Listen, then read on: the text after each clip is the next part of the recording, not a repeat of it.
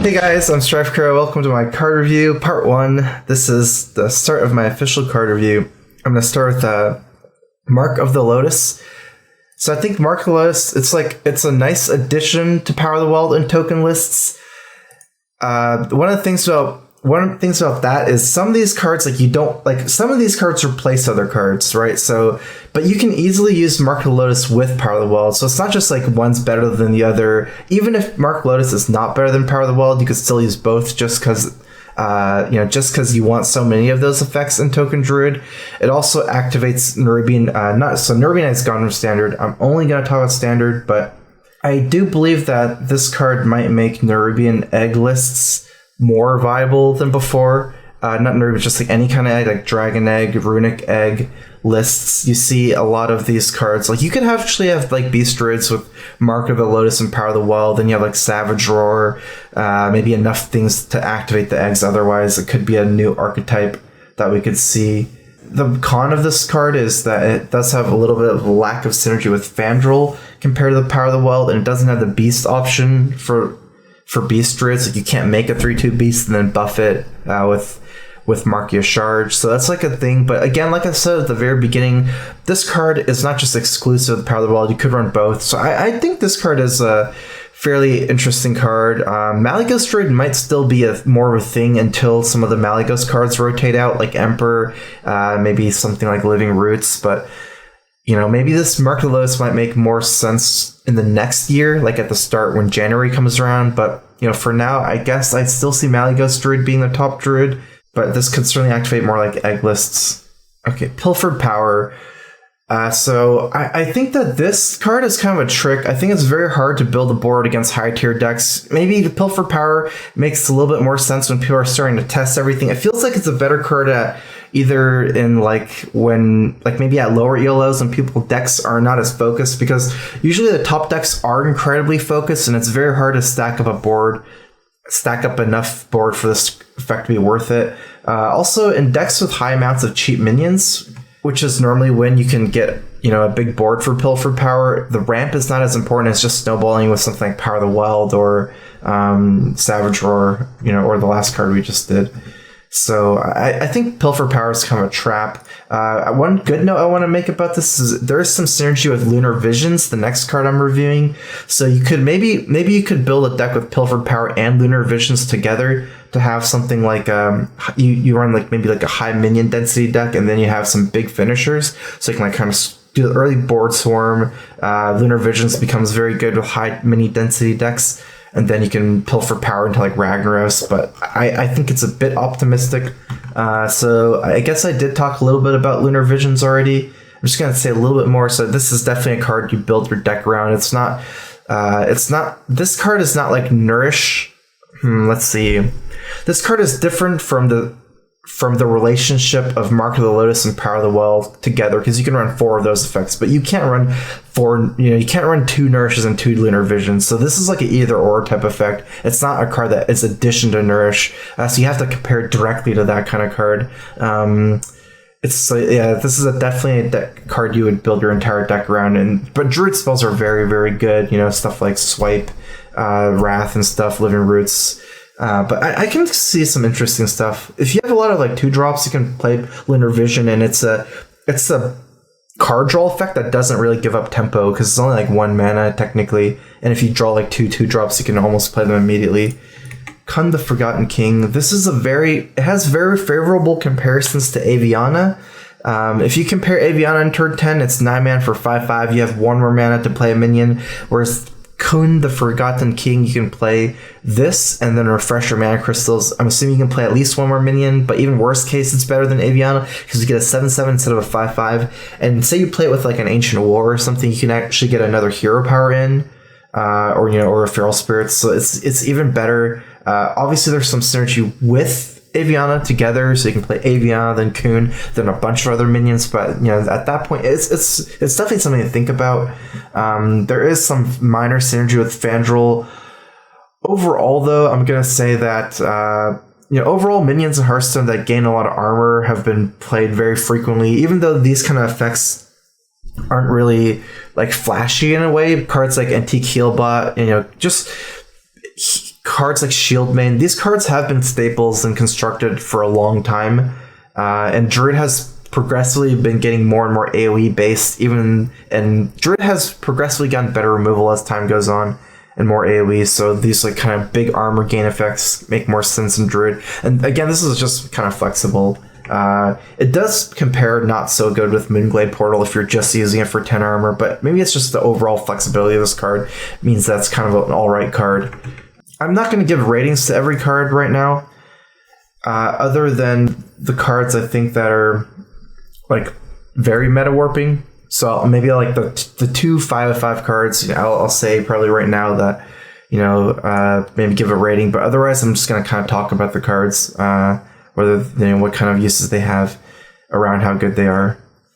So Piranha Launcher, Hunter actually has a lack of good quality guaranteed face damage. Usually when you see face hunter lists, they usually go down to some bottom tier cards like Wolf Riders sometimes.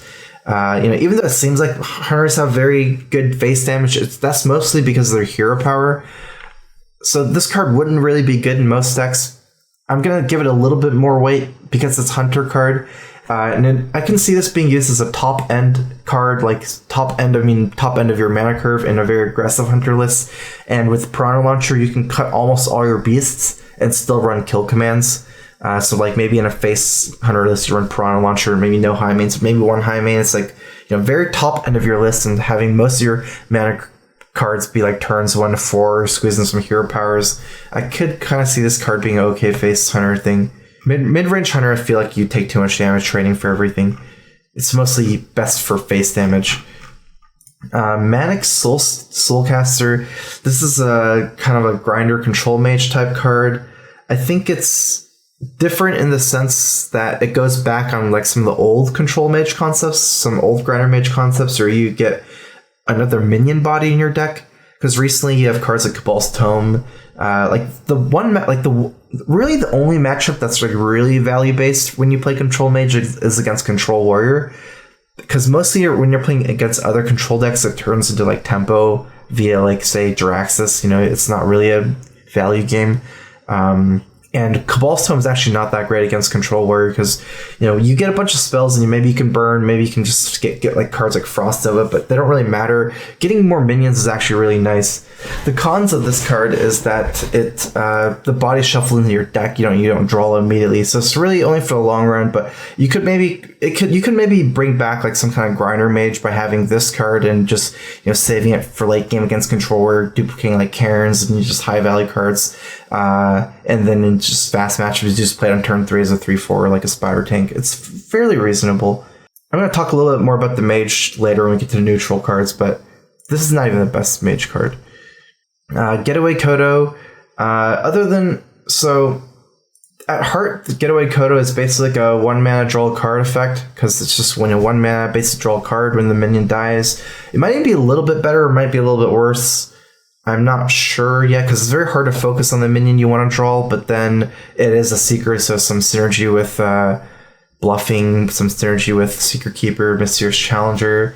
One other note I want to make about this card is, I think other than the lack of spells, Arcane Giant is actually, like, I've been playing a lot of Arcane Giant decks recently, and Arcane Giant is actually very, very good in Paladin. Like, Paladin would very much want to play very cheap, big minions into the late game. This is not every class kind of wants to do that, because something like Rogue is actually kind of weird sometimes. You might think Rogue synergizes with Arcane Giant more, and in a way that's true, but since there's like lack of healing in Rogue and you don't really necessarily rely on the board to win the game, whereas Paladin, it's like having big minions late game for cheap is really good, because Paladin's a class that relies on board to win, and you can take it in the late game because Paladin has a lot of healing. So if you add enough quality spells for Paladin, it would actually be a very good Arcane Giant class. The only thing that's holding back Arcane Giant and Paladin is actually the lack of spells. Meanstreet Marshal, similar. This is similar to Runic Egg, but I think it's a little bit less feast or famine in a way. So it's like you can still attack with it. It's like better than Runic Egg in a way, but you don't always get the cards, so it's pretty reasonable. I do want to say that I've played a lot of Paladin, and Paladin does have access to Divine Favor. and small-time recruits, meaning that this doesn't necessarily compete with existing 1-drops like Argent Squire and Nerubian Egg. You can play this in addition to a bunch of 1-drops. Another thing I want to say about, like, I'm going to review kind of Meanstreet Marshal and small-time recruits together, because I'm going to talk a lot about a lot of things that apply to both, but Paladin's actually weird in some ways, where you can actually be a very late game oriented Paladin running like 10 1-drops. It's actually weird because no other class you can make a late game deck running like that many low mana cards, but Paladin, because you have cards like Justicar, the ultimate grinder class with Justicar. You also have like Tyrion, N'Zoth, Sylvanas, and Zoth. You need very small amounts of high value cards for Tyrion to be a grinder class. You can just have like maybe a couple heal cards, like maybe one Ivory Knight, and one Tyrion, one Sylvanas, and N'Zoth, and like a Justicar, and that can take care of all your late game needs. But like this kind of card fulfills like kind of this niche for Paladin, because if you run like that many high, even though it's not that many high mana cards, if you're running that many still, it's hard to run Divine Favor. This is like somewhere nice in the middle where you can run a bunch of 1-drops and still kind of draw a lot and still get, this kind of like Tyrion N'Zoth combo going, Justicar combo. I think that's pretty interesting. Some of the stuff there is pretty interesting together. So that's a positive thing. It's a cool card. Definitely a card you build your deck around as well. Next card, Wickerflame, Burnbristle. I think this is like almost as good as Shielded Minibot, but the con is it's like a legendary, so you can't run 2 of these. This could also kind of be like a Tyrion kind of thing, where it's like it could be used in like any type of Paladin. It's a super flexible card because it's good in fast lists, because it's a 3-mana 2/2 Divine Shield, high stats with Taunt. Even as 3-mana Minibot would actually be okay, but this has Taunt as well, so it can protect like Knife Juggler and a more aggressive variation of Paladin. It's also good in slower lists, get some healing and get some Taunt. This card's almost always going to heal you for at least 4 life sometimes, so it's like, I could see just being another kind of Tyrion type card where you just play it in every type of Paladin. I think it's like, Paladin is the only class that has legendary like that, I believe. And now they might have 2. Just 2 legendaries put in every single Paladin. Alright, I'm going to move on to Priest. Potion of Madness. Gain control of any minion with 2 or less attack. It's kind of like a 1-mana Shadow Madness almost. Shadow Madness effects have been getting worse recently with Death Rattles fading away. With the Zothan standard, there's not a lot of good Death Rattles anymore. And the Shadow Madness effects are really good against Death Rattles because you can steal the Death Rattle. There's also more and more must-kill minions recently. Like, almost like there's so many minions right now that you have to kill immediately, and Potion of Madness is not really one of those type of cards where you can kill stuff immediately. It's somewhat good against Tunnel Trogg and the Totem Golem in the sense that you can trade the Tunnel Trogg and the Totem Golem and deal 2 damage to the Totem Golem. Seems hard to get full value from this card, whereas you trade one minion to the other and they both die. And the situational nature of this spell kind of makes the mana cost a little bit less important. Sometimes for these situational cards, you don't really care if it's like 1, 2, or 3. It's kind of like Execute in a way. Even if you nerf like this card 2 mana, it would affect Execute much less than some of the other cards. So that's like a downside of this being 1 mana in some sense. Kabal, Shadow Talonpriest. This is a very powerful priest card. I think it's more powerful than Dark Cultist because it's a 3-mana 3/4 with a big upside, and you can kind of guarantee the value immediately. Whereas Dark Cultist, you play an empty board. Like if you play this with a board, it's probably better than Cultist because they can't play around it. If you play it into empty board, Cultist is better, but it's only marginally better because they can just kill the Dark Cultist before you play another minion. After Valen's Chosen was removed, I feel like opponents really haven't been getting punished for leaving up priest minions going to turn 3. It really changed the dynamic of priest a lot, but this kind of brings it back since it's like a full power 3 drop with a big upside. One of the core priest cards. I think this is a very, very powerful card. It might even be one of the most powerful cards I've reviewed so far. Pint-Size Potion. I think this card has similar problems of Shadow to Potion of Madness in a way, but the fact that these spells are so cheap might mean that these cards could be played more in Tempo Priest, which is basically Dragon Priest. Because for Control Priests, like these, the mana cost of these things don't matter as much since they're so cheap. It only matters, say, for cards like Holy Nova and Excavate Hellfire to get them AoE out earlier. For these type of effects, the mana costs don't matter as much. And I would actually say that Pint-Size Potion and Potion of Madness would be much better if not for Dragonfire Potion. I think that card just blows all these cards out of the water. So that's one of the next cards we're going to review. So like those cards would be better. It's just Dragonfire Potion's actually insane. Drakonid Operative. It's a 5 and a 5/6 dragon. The fact that this is like a dragon is crazy good. It's like a 5 mana 5/6 full power stats. It's a dragon itself to help you hit that magic like 7 to 9 dragon mark. I think that one of the bad sides about this card is 5 drops for dragons are overloaded. You have Azure Drakes and Blackwing Corruptor. But the fact that Azure Drake can be a filler card, while this card's more of a curve card, like you can play Azure Drake in turn 8 and it'll still be good. So I think it's okay to have too many 5-drop dragons. Another thing I want to say about this is that the Discover allows you to kind of match your opponent's speed. So say you're playing against Greedy deck where it's important to discover high value cards, you can probably do that because they're running high value cards. Whereas against faster decks, it doesn't matter as much. So you can just discover stuff like Frostbolt, against Tempo Mage, things like that. So this kind of matches your opponent's deck in a way. It's pretty interesting in that sense. This is really, really good card as well. Priestess just has good cards all around. Dragonfire Potion. I think this is one of the top 2 cards reeled so far. This is one of my meta warping card picks right now. Super, super powerful. I want to say that this is probably better than Light Bomb in my opinion because it allows you to kill all the totems, a bunch of 2/4s, so it kills Flamewaker as well as Totem Golem, things like that. Downsides compared to Light Bomb is that it doesn't hit 8/8s, for example. It's one of the things that doesn't kill Giants and Ragnaros, but I think the fact that it kills just everything instead of just only minions that perfectly line up compared to Light Bomb is really important. I think another thing about this is that it's really good in both reactive controlled priest lists and for dragon priests because it also doesn't kill dragons. So you can, this card is so good that this is one of the top cards in control priests. Just it's super nutty. It's even better than Flamestrike. And that says a lot. But Dragon Priest it's even kind of more synergy because it doesn't clear your own dragons.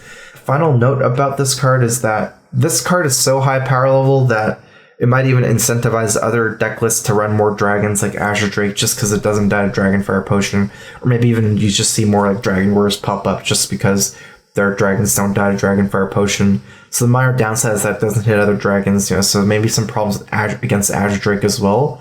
Actually, that's huge, the fact that it doesn't hit Azure Drake, because a lot of the top decks run Azure Drake. We're going to see a lot of that going to turn 6 against Priest, but I still think this is one of the top 2 cards announced so far. Alright, Counterfeit Coin. This is a good rogue card. I think rogues love coins for combo. Has Van Cleef Auctioneer synergy, makes this card either a 0 mana +2/+2 gain a mana or a free card in mana. So, it's quite a good card. If you think about Tomb Pillager is a very, very good card as well. And Rogue has a lack of good pre-Tomb Pillager minions other than SI Agent, which is hard to play on turn 3 sometimes because, you don't have anything to activate combo with. So you can Counterfeit Coin to Tomb Pillager, and then you can just get the coin back. So you're kind of effectively paying, a 3 mana for a Tomb Pillager, getting your card back. It's I don't know exactly how to think about it, but it gives you a play that you can do much earlier for Rogue in general, so I think it's a very good Rogue card. I think we'll be seeing it a lot in Rogues. Okay, Lotus Assassin. I think the playstyle of Rogue doesn't lead up very well to this. The playstyle of Rogue means that Rogue wants to push damage with minions onto face and then use removal and sap cards to kill minions. Rogues don't like trading. You don't really see Stranglethorn Tiger in Rogue right now, and I don't think this affect the second half of this whenever this attacks and kills a minion, gains stealth again is that relevant.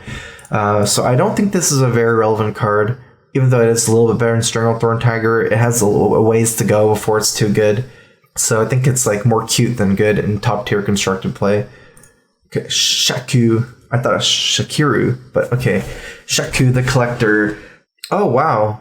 This is stealth. I'm going to apologize for this because my notes on this card didn't have stealth. When I saw this card, it was a very low resolution picture. And I didn't see the stealth. I'm going to pass on this card. I'll do it on the next review because I have a lot written out for it, but it doesn't make sense then if it has stealth. All right, I know a guy. So I think this is kind of like a warrior's version of Journey Blow. Rogues have, I feel like, more. So first of all, okay, rogues have more combo effects with Journey Blow compared to I know a guy, because rogues have combo, Van Cleave, things like that. And rogues also have very inherently good class death rattles because they have Tomb Pillager, Zeril, and a Nubarak against Control Warrior. And when you go to class cards, they're prioritized much over neutral minions. Whereas the only good warrior taunt is Fierce Monkey. It's only one card. This does have bolster synergy, but it requires additional taunts to be good for bolster. I don't think this card compares very favorably for Journey Blow, and Journey Blow is not even too staple. So I guess I'm rating this card just not too relevant. Warriors is kind of the class that taunt makes the least sense into for Control Warrior. Generally, taunt minions are understated, and since warriors have so much healing and armor gain, or just let's say armor gain, no healing, but since warriors have so much armor gain, you usually want full statted minions because you can afford to take an extra round of hits and then just use a better minion. So taunt in itself doesn't really make that much sense for Controller, even though they're trying to push it a lot with bolster, King's Defender, things like that. Maybe more tempo, taunt word kind of thing, it seems. Grime Skill, Informant. Maybe I should do some of these together, but this is Paladin, Hunter, Warrior. I think this is kind of like a 2-mana Novice Engineer. It's very weak in the sense that it's Novice Engineer levels of weakness. I kind of see this mostly when playing grindy Paladin lists, since I feel like Paladin, the body matters the most compared to Control Warrior, some kind of like Hunter running this. And like kind of like grinding Paladins can use cards easiest from Hunter and Warrior. Because when you're playing like mid-range Paladin, like kind of like any minion is good. It's very flexible. But a lot of removal spells are good, and a lot of minions are good. So it feels like this is more of like mostly kind of like a grindy Paladin card, if anything. Lotus Agent, discover a Druid, Rogue, or Shaman card. This is kind of weaker than Azure Drake without spell power, and you don't have the spell power. Yeah, so and the body's weaker than Azure Drake, but discovering cards generally stronger than drawing a card here. To be honest, I don't see too much implications of Lotus Agent, Grimestreet, Informant, and Kabal Courier. So Kabal Couriers, I don't know. I guess I'm doing some of these together, but the body to mana cost ratio of this card is not as aggressively statted as Museum Curator or Netherspite Historian, since that's 2 mana for 1/3 or 2 mana for 1/2, probably a little better. Discovering effects from other classes is slightly better than your own class, giving you effects that are normally impossible to play around. I'm a little bit on the fence about these so far, though. It's really hard to say whether this is good enough, even though, because these cards are undervalued, like minion stats wise. Kazakus. Okay, so this is the first interesting thing I want to say about this card is that it's a Mage, Priest, and Warlock card. So Mage, Priest, and Warlock are 3 of the premier Reno classes, right? Like Reno Mage, Control Mage, Reno Priest, Reno Warlock. If anything, mostly Warlock and Mage, but sometimes Priest as well. The spell is very aggressively costed. I know it's hard to see from here, but from what I've seen so far, and I've done the 5 mana card. You can get like a 5/5 minion, draw 2 cards, freeze 2 minions. I heard the 1 mana card can do like draw 1 card, do 2 damage, get a 2/2. There's a decent amount of effects. I think there's like 6 to 8 effects.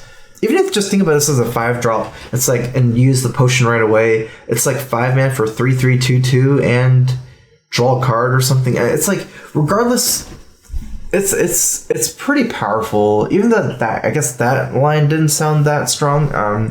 There's some, like, since you can craft whatever you want, it's very flexible, and like everything about this card is discover. Like, you discover the mana cost, you discover exactly 2 effects you want. So yeah, I mean, just combining this with the fact that it's in Mage and Warlock, I see this being a core card of all these Reno decks, and it's probably not as high impact as Reno in those decks, but it's another card that really incentivizes Reno decks, and it's pretty powerful.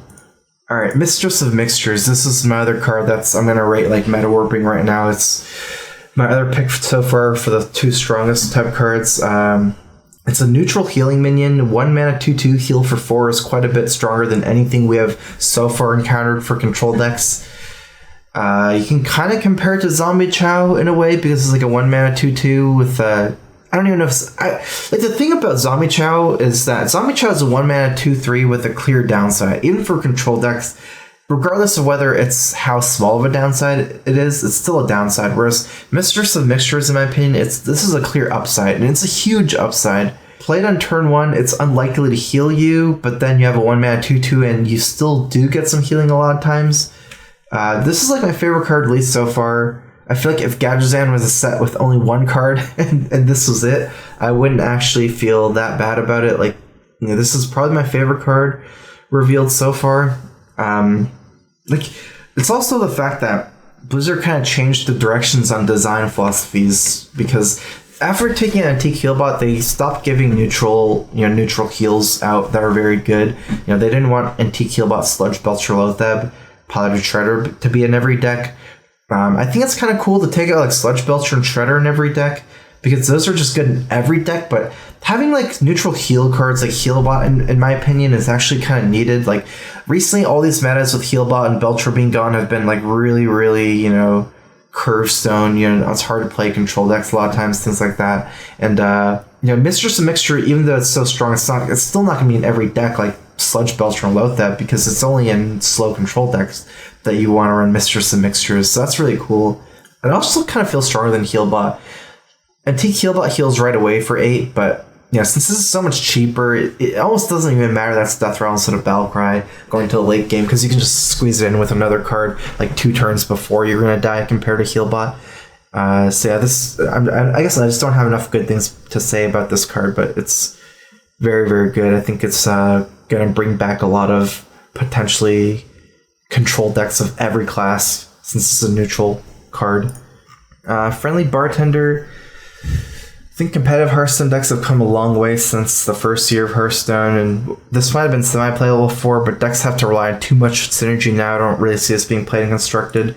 It's not too much weaker or stronger than Flame Juggler. It's still better than some vanilla 2-drops, but that's not really too relevant for comparing to competitive cards. Cookie Chemist. 4 mana Crazed Alchemist. I'd rather pay a 2 mana for 2/2 Crazed Alchemist. It's also not a card that you want 4 of in your deck. Like, you don't want 4 Crazed Alchemists. Zoo's the best Crazed Alchemist class. They don't even run 2 of them. So yeah, it's not that good. Grukfu Master. Blizzard's been kind of always very, very safe with non-Shaman Wind Fury cards. These have always been kind of like understated in the past. This is a little bit better than the Wind Fury Harpy, but it's not by that much. Still feels unplayable and constructed. Big Time Rocketeer. It's actually a kind of interesting card. It's interesting with Brand, but it's actually not usually a good turn 9 play, because it's hard to hold these cards that late for a non-immediate minion storm effect. So, like, say you're playing against a tempo deck, like against a fast Shaman or, some kind of aggro, like Zoo, Hunter. You're not going to be able to, like, you're going to have to try to hold Brand. I mean, you're going to try to have to play Brand early and then play this on turn 6, because turn 9 is too late to make a difference. And then against slower decks, turn 9 for Brand, Big Time Rocketeer.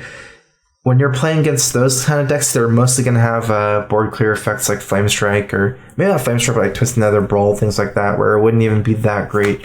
So I think this card suffers a lot of problems like that. It's hard to combo this card, and without Brand, it's nothing special. 6 mana for a 1/1/6/6, just basically Boulder for Soger. Second rate Bruiser. I feel like it's kind of hard to activate, because at least 3 minions is only 1 minion away from MC Tech, and MC Tech is still stronger than this if you can get the MC Tech effect off. 3 mana for a 4/5 is good, but it's not going to be a turn 3 play. Like, if anything, you run this in a defensive deck, but you can't ever play it on curve on turn 3 almost ever. But while you can't play late game with cheaply with other stuff, it doesn't seem like it's good enough. And then 5 mana for 4/5 is bad. 3 mana for 4/5 taunt is good. But then, it's not going to be a turn 3 drop, which is when the 4/5 taunt would be really good against aggro on turn 3. Fel Orc Soulfiend. Okay, this card is interesting in Priest, but it's still a 3/5 for 3, because your opponent, like, say he plays as a Priest, they can just get this 3/2, deal 5 damage. It's not like a 3/7 for Priest either. It's not at the end of your turn. either sits at the start of your turn, or sorry, it's not a battle cry. So your opponent can just get this a 3/2 die on your own turn. So it's still really only a 3/5 on turn 1, not a 3/7. So it's never really a 3/7 unless you like silence it or purify it. Priest has huge power creep this expansion, and I really only see this being really good for Priest. And Priest has so many good cards, I don't see this making it for Priest either. Wind up Burglebot. I think basically minions that have to kill other minions to get effects is weak. Like stuff like Boogie Master. It's hard. Like minion trading at Hearthstone is really hard for high mana minions, and this is understated body as well, and then it has to trade to get the effect. So relatively unplayable. Don't see mech being too relevant in constructed. Okay, Patches the Pirates. After you play a pirate, summon this minion from your deck. This is a really good pirate card as long as it's not in your opening hand. Even if this is your opening hand, it's still relatively safe. It's still relatively okay. 1 mana, it's like a little bit worse than South Sea deckhand because it's 2/1 charge compared to 1/1 charge, but still okay. You don't have to have a weapon. It's still better than Stone Tusk Boar and Pirate Warrior, even though you don't run Stone Tusk Boar. Interesting thing is it's the first effect of this type of Hearthstone because it's effectively a free 1/1 charger that's on the board for 0 mana. It's not just a wisp. It's just the fact that it draws from your deck, not your hand. It's basically like a draw a card, 0 mana, 1/1 charge, for free. It's insanely powerful, like just stat-wise, mathematically. Since pirates have always been weak, though, pirate decks, this is something that kind of just like gives. It's like power creeping pirates, like in an obvious way, because there's no downsides to running this in a pirate deck. It's just that good. It also allows you to thin out your deck in pirate decks, so you can get rid of the worst deck, like your 30th best deck in your pirate deck, and add this, so you get like more Fire War X's, more whatever pirate you want. Kind of thins out your deck as well sometimes when you don't draw it in turn 1. Auction Master Beardo. This doesn't really seem stronger than Garrison Commander if you think about it. That's a 2 mana, 2/3, where you can use your hero power twice. This one you have to use a spell. I've thought about this with tank up, but even then it's hard to use like that many tank ups. And it's like too weird. I don't like this card at all. Maybe some Poison Blade synergy. Rogues have a lot of coins with Counterfeit coins, Tomb Pillagers. Poison Blade, Auctioneer, Beardo, you can cast your hero power a lot, but even then it still seems way too slow. This card's very not interesting for a legendary card. Alright, my last card I'm reviewing, Finja the Flying Star. It's very interesting for Murloc Paladin because it increases the draw speed of the 4 Murlocs, but it decreases the max OTK damage. And what I mean by that is when you play your second Anyfin, or even your first Anyfin, I guess first one doesn't matter. When you play your second Anyfin, you're going to fill up your board with 7 Murlocs, and Finja's going to take some of those slots, meaning you're going to do less max damage, but it increases how fast you can play your Anyfins, right? Because you pull 2 Murlocs from your deck really quickly. Actually, I'm really not sure if this summon means that the Murlocs get pulled from your deck, or just like summons them, but regardless, it's kind of the same thing. It allows you to Anyfin really early, but it decreases your max damage. I think that's overall a good thing as well. I've seen like people theorycrafting crazy stuff with Finja, like trying to win free, kill 2 minions, everything can happen. The Shaman one, I feel like that's a little bit too ambitious, but I do feel like it's fairly easy for this to get played in Murloc Paladin, just try to kill 1 minion. It's not something that you try to activate multiple times or get too crazy with it, but it's interesting, right? And also when you pull your war leaders, this becomes huge. It becomes 2/4. Let's say it gets 2/2, killing a 2/2, then it becomes a 4/3. It's really kind of. I think this is a powerful card actually in Murloc Paladin. Okay, so it does pull, but I mean, regardless, I actually think pulling is fine. It's not too much different than summoning, because all you need to do, it might even be better. Once you already have your Murlocs played, you're just trying to thin your deck for Anyfins, right? So it's probably even better that it just pulls from your deck than compared to summoning it. So I feel like that's the end of my card review. Can't say enough good things on Mistress of Mixtures and Dragonfire Potion. Those cards seem insane.